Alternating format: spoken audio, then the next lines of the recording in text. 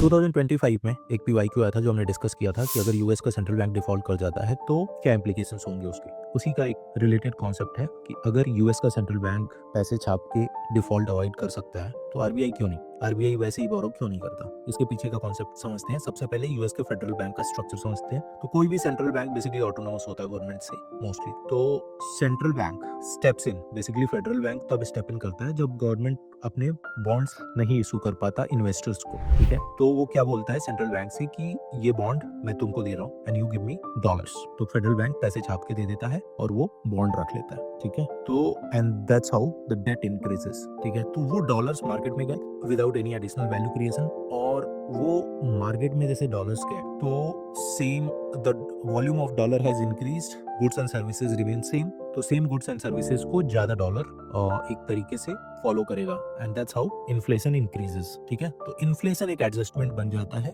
Dollar infusion का। और इतना डॉलर कंज्यूम कैसे कर पाता है market, because dollar is a reserve currency. हर चीज, every transaction around the world happens in dollars. Oil और other such inter country transfers happens in dollars. इसलिए फेडरल बैंक डॉलर प्रिंट करता है और पूरा वर्ल्ड उसको एब्जॉर्व करता है, ठीक है। लेकिन उसकी वजह से इन्फ्लेशन बढ़ता है और that is an adjustment that federal bank does. That is a call that they need to take कि debt monetization करना है या फिर इन्फ्लेशन कंट्रोल करना है, ठीक है। आरबीआई के बारे में आते हैं। आरबीआई पैसे क्यों नहीं छाप सकता? इट इज नॉट लाइक कि मजबूरी है आरबीआई का, it is a kind of discipline thing as well as limitation. ऊपर से हम लोग अगर ज्यादा रुपीस प्रिंट भी करें तो रुपीस का कंजम्पशन नहीं है मार्केट में, तो अल्टीमेटली क्या होगा, रूपी विल डेप्रिसिएट। अगर आप रूपी प्रिंट करना स्टार्ट करते हैं, आपके इंपोर्ट महंगे हो जाएंगे और आपका इन्फ्लेशन भी बढ़ जाएगा। और जबकि inflation control becomes a primary responsibility of RBI, ठीक है। तो that is the reason RBI chooses not to print money